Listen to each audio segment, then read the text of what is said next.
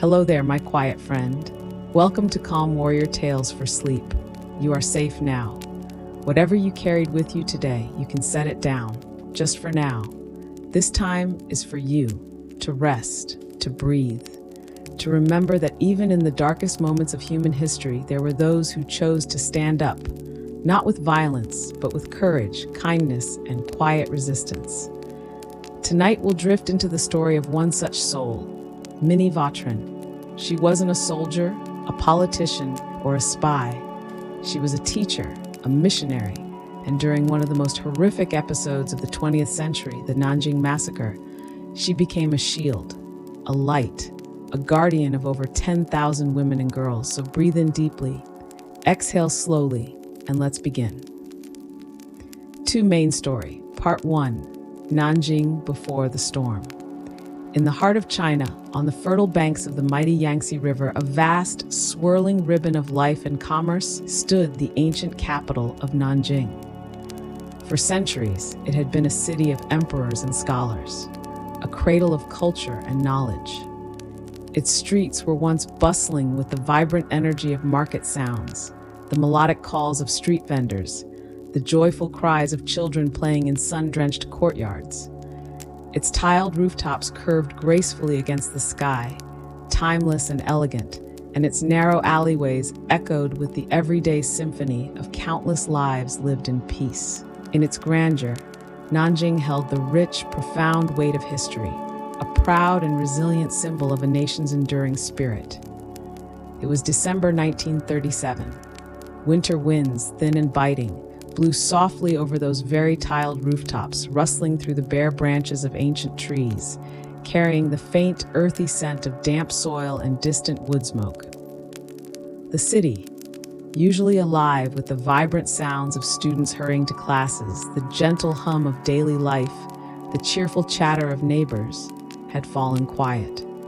An eerie, unnatural stillness had descended, like a heavy, suffocating shroud. The usual sounds were muted, replaced by an unsettling hush, broken only by the mournful whistle of the wind through empty streets, a premonition of what was to come. For weeks, even months, a creeping sense of foreboding had permeated the very air of Nanjing. Rumors had begun to swell like distant thunder behind the mountains, growing louder, more insistent, transforming from whispers of distant conflict into a chilling certainty that invaded every conversation, every thought. The Japanese Imperial Army was coming. They had swept through northern China with brutal efficiency, leaving a trail of unimaginable destruction. And now their relentless, terrifying march was headed directly for Nanjing, the very heart of the nation. The air was thick with the silent dread of what that meant. A palpable, creeping fear that paralyzed some and spurred others to desperate, panicked flight, abandoning their homes, their livelihoods, seeking any escape route. Among the few foreigners who bravely stayed behind, amidst the mounting panic and the desperate exodus, was a 49-year-old American woman named Minnie Vautrin. She was not a diplomat or a soldier, not a politician or an adventurer, but an educator to her core. She had dedicated her entire life to service, to spreading knowledge and compassion, to empowering young women through education. She was the acting dean of Ginling Women's College, a prestigious, forward-thinking school for young Chinese women, a beacon of hope and enlightenment, a symbol of progress in a rapidly changing world. Minnie had a modest, unassuming appearance that belied her inner strength. She wore golden, wire-rimmed glasses that framed her intelligent, observant eyes, and her light brown hair was always pulled back in a neat, practical bun at the nape of her neck. She wasn't tall or physically commanding in stature. Her build was slight, her movements often quiet. But there was an unmistakable aura of quiet strength about her, an unyielding resolve that radiated from her very being. Her eyes were steady, the kind that didn't flinch, didn't waver, even when faced with unimaginable horror, even when confronting the darkest aspects of human nature.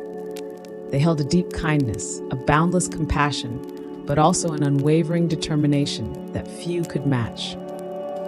She had already witnessed glimpses of war's harsh reality in China, seen its early ravages on distant horizons. But what was coming now, what was about to descend upon Nanjing, would challenge the very limits of human endurance, pushing Minnie and all around her to the absolute boundaries of their courage, their resilience, and their spirit. She felt the heavy weight of it, the chilling certainty of impending doom, settling like a cold stone in her stomach. Yet she stood firm, resolute in her purpose. She knew she could not abandon her students, her mission, or the city she had come to love. Number 3, Main Story Part 2. The Gates Stay Open. As the Japanese army approached, their relentless advance becoming a terrifying drumbeat of distant artillery and marching boots, a tsunami of sheer, paralyzing panic swept through the city of Nanjing.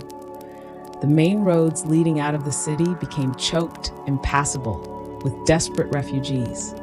Endless streams of families carrying their meager possessions, bundles tied with rope, old men and women struggling to keep pace, their faces etched with terror and exhaustion.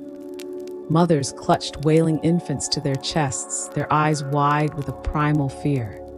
The air thrummed with the desperate murmur of thousands fleeing, a heartbreaking symphony of human desperation, a collective cry for survival. Most foreigners, advised by their respective embassies to evacuate immediately, fled by ship down the Yangtze River, seeking safety in Shanghai or beyond, leaving Nanjing to its fate. The foreign community dwindled to a brave, defiant, and isolated few. Minnie Vautrin did not. She refused to leave. She watched the endless, tragic stream of refugees, her heart aching with profound empathy, knowing that countless others had no place to go, no means to escape, no haven to run to. And then, with a quiet resolve that defied logic, defied all sense of personal danger, she made a decision that would define her life and ultimately save thousands. She opened the gates of Ginling College wider, swinging them open in a gesture of boundless compassion. "Let them come," she said, her voice quiet but firm, imbued with the strength of her unwavering conviction, a beacon in the storm. Every woman in danger has a place here. This campus, under the protection of the American flag, will be a sanctuary, a haven in the storm, a place of last resort against the coming darkness. Her words, simple yet profound, offered a lifeline of desperate hope in a vast, swirling sea of despair, a promise whispered to the terrified winds. Within days, what had been a quiet, orderly academic campus was transformed beyond recognition. Over 10,000 women and girls poured, flooded, streamed into the sprawling grounds of Ginling College. Grandmothers with weathered faces and trembling hands, young daughters clinging tightly to their mothers' skirts, desperate mothers clutching wailing babies to their breasts, young girls trembling with fear, teenagers wide-eyed with the trauma they had already witnessed. They sought refuge from the horrors unfolding outside, from the relentless tide of violence. They poured into the dormitories, cramming into every available space, filling the classrooms, the dining halls, even the library and the quiet corners of the administration building, seeking a fragile safety under the protection of the foreign flag. The college, an American-administered institution, was technically considered neutral territory, a thin veneer of international law, but it was their only hope for safety. The sheer, overwhelming volume of people was staggering, yet Minnie never wavered in her commitment to welcome every single one, to turn no one away. Alongside Minnie, sharing her immense burden and her tireless efforts, were her quiet, steadfast allies, women of incredible courage themselves. There was Liu Shuzhen, a brilliant Chinese mathematics professor from Ginling itself, whose keen intellect, organizational skills, and calm demeanor were invaluable in managing the overwhelming logistics of so many refugees. She moved through the crowded halls, her presence a balm, quietly directing the flow of new arrivals, helping to set up makeshift sleeping areas in every available corner. Professor Liu was instrumental in creating a structured, if temporary, life within the chaos. She organized women into smaller groups, assigned shared duties, and even started small, quiet lessons for the children, a brave attempt to bring a sliver of normalcy and hope back into their lives. And there was Miss Chen, a compassionate nurse from Beijing, young in years, but whose eyes had already seen too much of human suffering to retain their youthful innocence. Miss Chen worked tirelessly in the makeshift infirmary, tending to wounds both physical and emotional, her hands gentle as she bandaged injuries and offered comforting words to those in shock. She often spent long hours sitting with the traumatized, listening to their harrowing stories, offering a quiet, empathetic presence that healed as much as any medicine. These women became Minnie's tireless lieutenants, her silent partners in this desperate endeavor, moving like ghosts across the crowded dormitories, organizing the distribution of meager food and precious water, setting up makeshift infirmaries, comforting the traumatized, tending to the sick and injured, listening patiently to the whispered, harrowing stories of horror, and always protecting the vulnerable. They worked ceaselessly, day and night, their bodies aching with exhaustion, their spirits powered by a shared sense of duty and boundless compassion, their footsteps soft but purposeful across the worn wooden floors. On several terrifying occasions, when soldiers attempted to force their way into the dormitories, Professor Liu and Nurse Cheng would stand shoulder to shoulder with Minnie, their combined presence a formidable, unyielding barrier, using their voices to calmly, firmly assert the college's neutrality, sometimes even physically shielding the most vulnerable girls with their own bodies.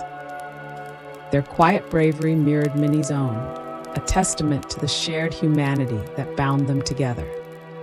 Outside the gates, the city of Nanjing was rapidly descending into an unimaginable nightmare.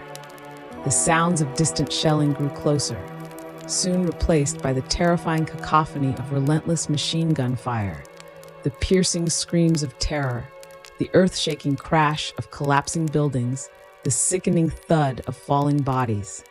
The air grew thick with the acrid, choking smell of smoke and the metallic tang of fear and blood. Reports, terrifying in their brutality, began to filter in from those who had witnessed snippets. Widespread atrocities, systematic murder, rampant rape, deliberate arson, wanton destruction on a scale that defied human comprehension. The city was a living hell, its ancient beauty being systematically razed, its people hunted. Inside the high walls of Ginling College, amidst the crowded rooms and the constant low hum of anxious voices, the muffled sobs of children, they created a fragile, desperate peace. It was a pocket of sanity in a world gone utterly mad, a small island of order in a swirling, violent ocean of chaos. The foreign flag, a thin piece of fabric fluttering bravely from a flagpole, was their only visible defense against the storm raging outside, a symbol of hope. Main story, Part 3. The Unyielding Shield. Each night, as darkness descended like a heavy, ominous curtain, bringing with it a fresh wave of terror and vulnerability, Minnie Vautrin walked the sprawling grounds of the college. She carried a small, flickering flashlight, its weak beam cutting through the oppressive shadows, dancing across the sleeping forms.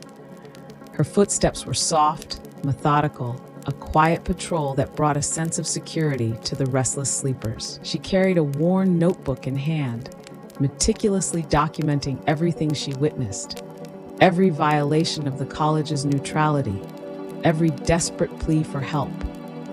She wrote harrowing reports by day, desperately trying to send them out through any available channel to foreign embassies, to alert the wider world to the unspeakable atrocities unfolding.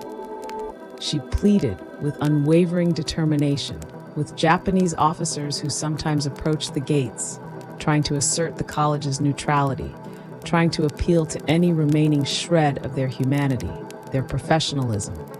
She shielded her students and the refugees with only her voice, calm and steady despite the fear that gnawed at her insides, and often with a trembling, outstretched hand, a small yet mighty barrier against the encroaching darkness. Her presence alone, her sheer willpower, became a protective force.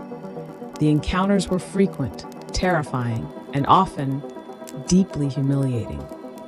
Japanese soldiers, emboldened by their conquest, saw the foreign compounds as sources of plunder, or worse, opportunities for violence against the women they knew were sheltered there. Each time, Minnie had to draw on a reserve of strength she didn't know she possessed.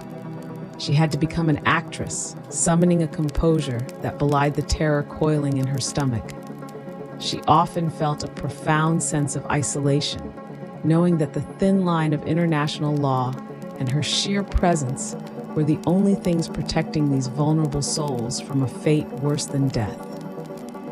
It was an almost superhuman feat of emotional fortitude, day after day, hour after hour. Once, a chilling incident occurred that tested her resolve to its absolute limits, an encounter that cemented her legendary status among the refugees. A group of Japanese soldiers, their faces grim and determined, their uniforms stained with the grime of battle, their rifles held menacingly, tried to breach the campus gates.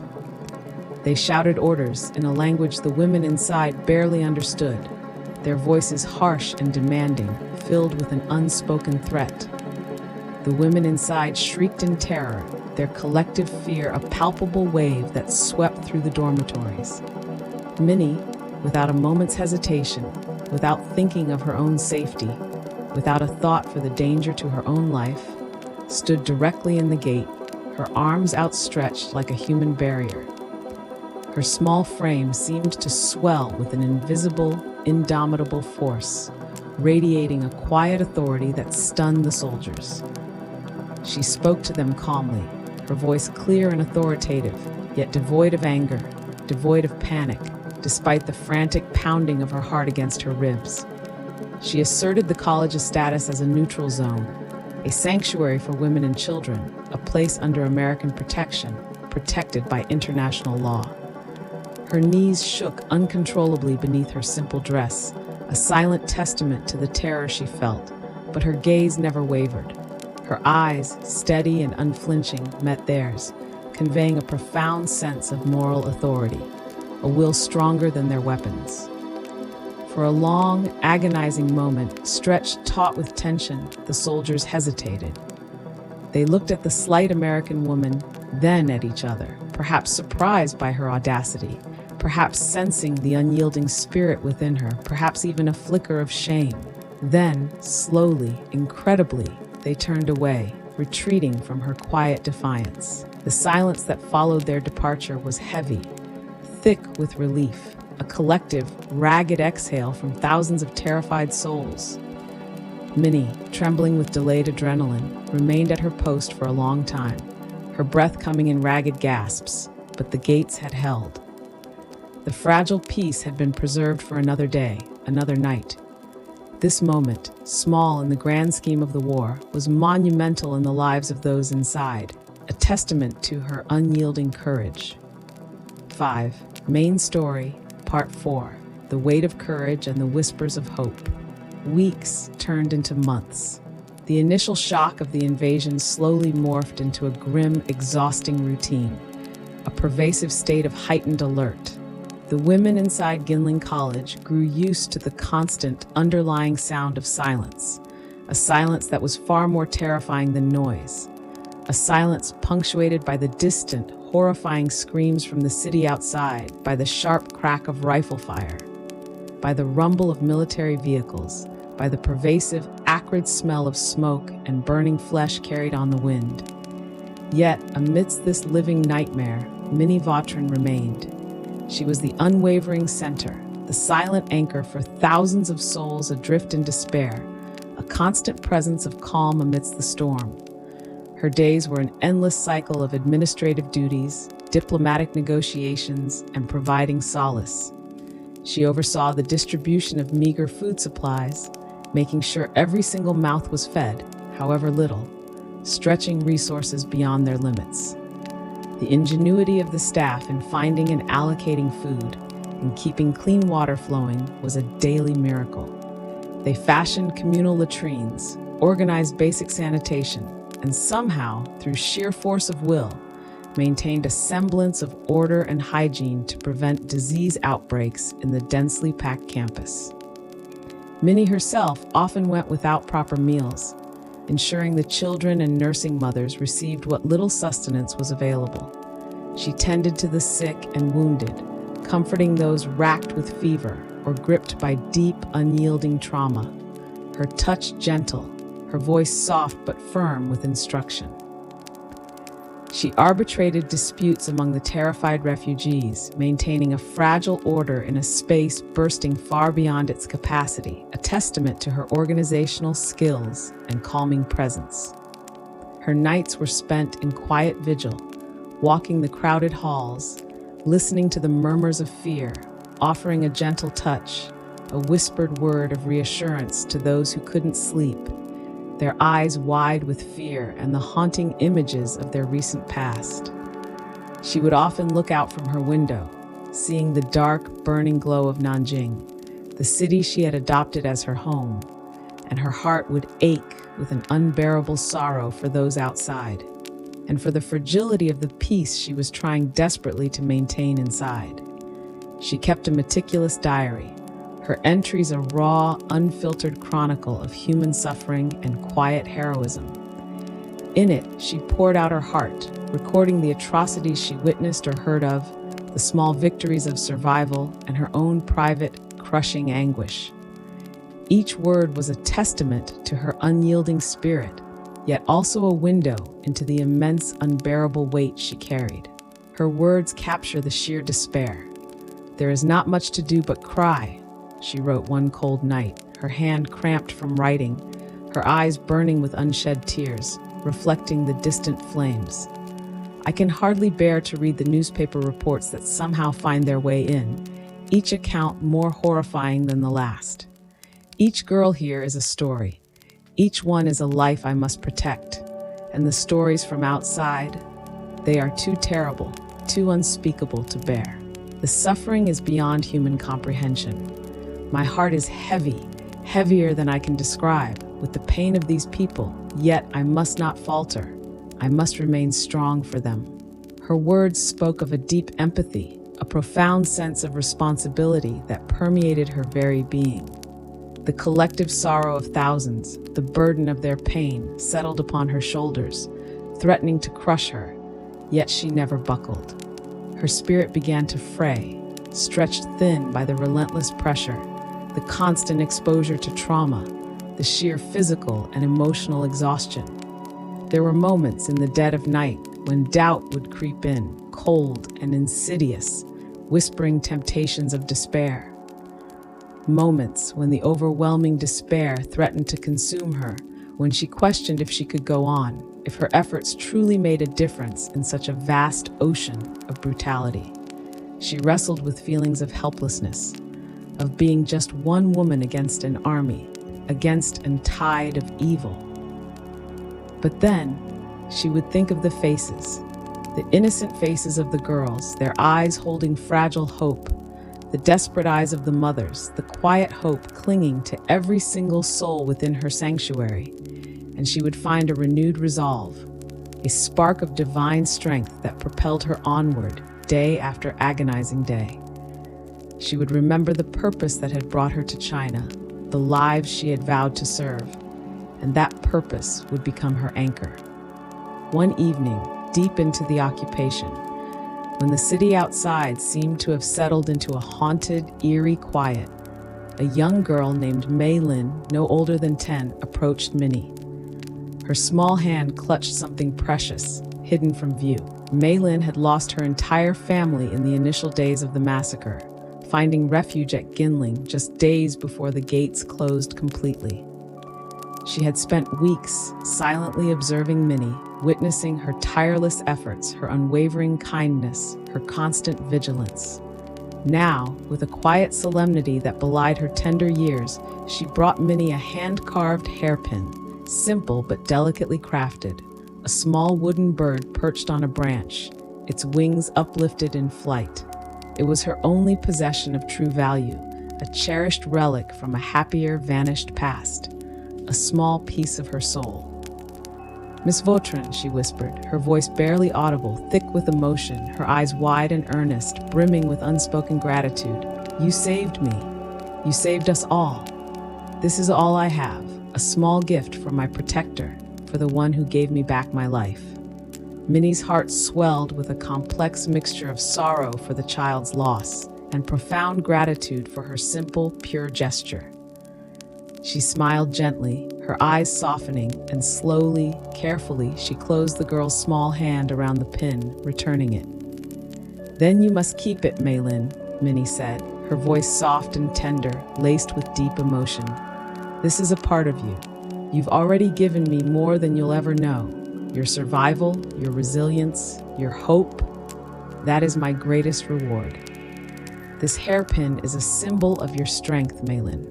Keep it as a reminder of the life you have, the future you will build, and the quiet warrior you are becoming." It was a moment of pure, unspoken connection, a tiny flicker of human warmth amidst the vast, soul-crushing coldness of war. This small act of selfless gratitude from a child who had lost everything but still possessed a giving heart became a powerful wellspring of renewed strength for Minnie, a poignant, enduring reminder of why she stayed, why she endured, why her fight was so vital. 6. Emotional closure and transition to calm. Minnie Vautrin remained in Nanjing for over 2 agonizing years after the initial massacre, long after the worst of the active brutality had passed, working tirelessly to secure the safety of the women and children under her care. She continued advocating for them, documenting injustices, gathering evidence, and ensuring the college remained a true sanctuary, a beacon of hope in a city scarred by unspeakable acts. But the relentless pressure, the constant exposure to unspeakable horrors, the profound empathy she felt for every single soul she tried to save, took a terrible, unseen toll on her. Her physical health began to falter, her body growing weaker, and her spirit, though unbreakable in its core, began to fray around the edges, stretched to its absolute limit. She suffered from severe insomnia, vivid, horrifying nightmares that replayed the city's terrors, and a deep, pervasive melancholia that clouded her days. Finally, in 1940, after years of selfless dedication that pushed her far beyond the limits of human endurance, after giving everything she had and more, Minnie Vautrin was compelled by her deteriorating health to return to the United States. She left China, leaving a piece of her heart behind, but her soul, her heart, her very essence, remained forever entwined with the women and girls she had protected, woven into the fabric of Ginling College, forever bound to their fates. The images and sounds of Nanjing haunted her waking hours and her dreams until her final days. She never sought glory. She never wrote best-selling memoirs detailing her heroic deeds, never accepted public accolades with pride or self-congratulation. She never called herself a hero. She saw herself simply as a woman who did what was necessary, what was right, what her conscience demanded in the face of unimaginable evil, a simple duty to humanity. Yet in the quiet chambers of memory, in the whispers of history, and most profoundly, in the grateful hearts of thousands of families and their descendants who lived because of her, she lives on as a true warrior, not of war, not of violence, not of conquest, but of peace. Her weapons were compassion, courage, and an unyielding, unwavering commitment to humanity. Her battlefield was a college campus, transformed by her will into a haven of safety. Her victory was the preservation of life, hope, and dignity, a triumph of the human spirit over darkness. And as you rest here tonight, my friend, may you feel profoundly safe, cradled in the knowing that in even the darkest hours of human history, in the deepest despair, there are always those who choose compassion over fear, kindness over cruelty, and light over shadow.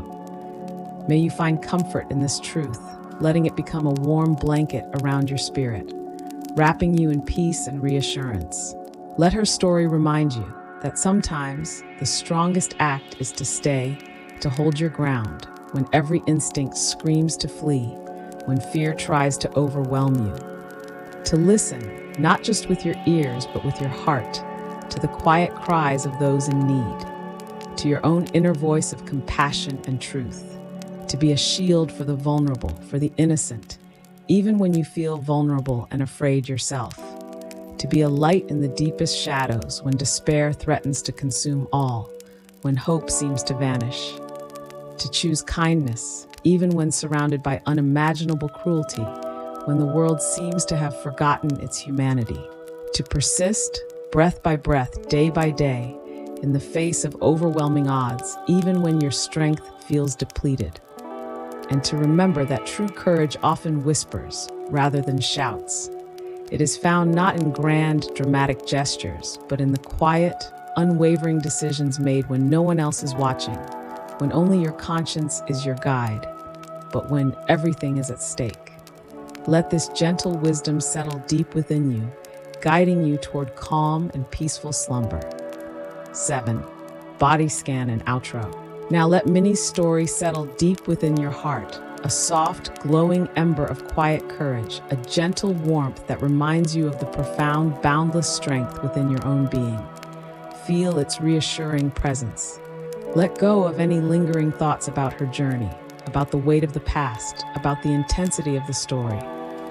Simply allow the feeling of her courage, her compassion, her unwavering resolve to permeate your being, soothing you, calming you. We'll take a final deep breath together now, a calming journey through your body, guiding you further into relaxation. Inhale slowly, feeling the air fill your lungs completely, rising from your belly, up through your chest, expanding your rib cage with a profound sense of peace. Feel every cell awakening to calm. Hold it gently for a moment, feeling the stillness, the quiet strength within, a gentle pause in time, and exhale slowly through your mouth, letting go of any remaining tension, any last lingering thought, any final resistance to the deep, restorative sleep that awaits you. Release it all with a soft sigh. Now, bring your awareness to your toes. Feel them soften, relax. Imagine all the day's journey, all its walking and standing, all its efforts, simply melting away from your toes, leaving them light, warm, and utterly at ease. Let this feeling of relaxation flow slowly, gently into your feet. Feel the arches of your feet soften, your soles relax, becoming heavy and warm, rooted in the comfort of your bed. Allow this warmth and stillness to flow up into your legs. Notice your calves, your shins softening, then your knees releasing any stiffness, any tightness, up into your thighs, feeling them grow heavy and sink deeper into the bed, completely supported, utterly relaxed. Let them grow completely still and deeply at rest. Now, bring your awareness to your hips. Feel them release any tension, any tightness you might be holding. Allow them to spread, to soften, to sink completely into the supportive surface beneath you, feeling grounded, secure, and deeply peaceful. Move your awareness to your stomach, your abdomen. Feel your abdomen soften and relax with each gentle breath, rising and falling rhythmically. Release any tightness, any residual stress or anxiety you might be holding in your core. Feel a soothing warmth spreading through your entire midsection, a profound sense of comfort and ease. Allow this wave of relaxation to flow up into your chest. Feel your chest rise and fall gently with your breath, a soft, rhythmic wave. Let your heart beat calmly, softly, a comforting drum of peace within you, radiating warmth and tranquility throughout your upper body. Now bring your awareness to your arms. Feel them grow heavy, warm, and still. Imagine all the day's work, all its reaching and holding, all its activities simply drifting out of your arms, leaving them completely at ease, unburdened. Feel the relaxation spread from your shoulders, down your upper arms, through your elbows, forearms, wrists, and into your hands. Your fingers are soft and loose, gently curled or resting open, completely free of tension, utterly relaxed. Let your shoulders soften even more. Feel them release their hold, melting down away from your ears as if heavy weights are being lifted from them, leaving them broad, relaxed, and utterly supported by the bed. Let your neck relax, releasing any strain, any stiffness, allowing your head to rest comfortably and heavily on your pillow, feeling completely supported and cradled. And finally, bring your awareness to your face. Let your jaw relax, unclench, allowing your lips to part slightly gently, your cheeks soften, your temples ease. Let your forehead smooth out, erasing any lines of worry, becoming completely serene like a calm, unruffled surface of water. Your eyes are heavy, gently closed, softly sinking into their sockets, resting deeply, peacefully. Every part of you is now soft, safe, and whole. Every cell in your body is resting, renewing, restoring itself for the gentle dawn of tomorrow. You are held in this moment, cared for by the quiet night, cradled in a sanctuary of stillness and peace. You deserve this rest, this peace, this gentle release. It is yours completely. You are calm, and you are already drifting deeper and deeper into the embrace of sleep, a soft, welcoming darkness, a profound stillness that invites you into dreams. Let Minnie's story stay with you, a soft, glowing ember of quiet courage, a reminder that light can always be found, even in the deepest shadows, even in the quietest moments. You are safe now. You are held. Sleep well. Good night. 8. Final breath and fade out. Take one last deep breath in, filling yourself with quiet peace, with the gentle compassion of Minnie Vautrin, with the profound stillness of the night that envelops you completely. Feel this peace settle deep within your very core, radiating outward to every part of your being, a comforting, luminous glow that fills you from head to toe. And as you exhale, let everything go. All thoughts, all sounds, all sensations. Allow them to dissolve into the vast quiet space around you, like mist vanishing into the dawn, leaving only pure, unadulterated tranquility, a blank canvas for dreams. Let the night hold you now, a soft blanket of darkness and profound tranquility. Feel its gentle weight, its profound calm, enveloping you completely, cradling you securely, protecting you in its peaceful embrace. Let sleep take the reins, gently guiding you into a deep, restorative rest, carrying you effortlessly into the realm of dreams, into a world of peace and renewal, a slumber filled with gentle quiet and profound calm. Good night, brave soul. You are peace. You are rest.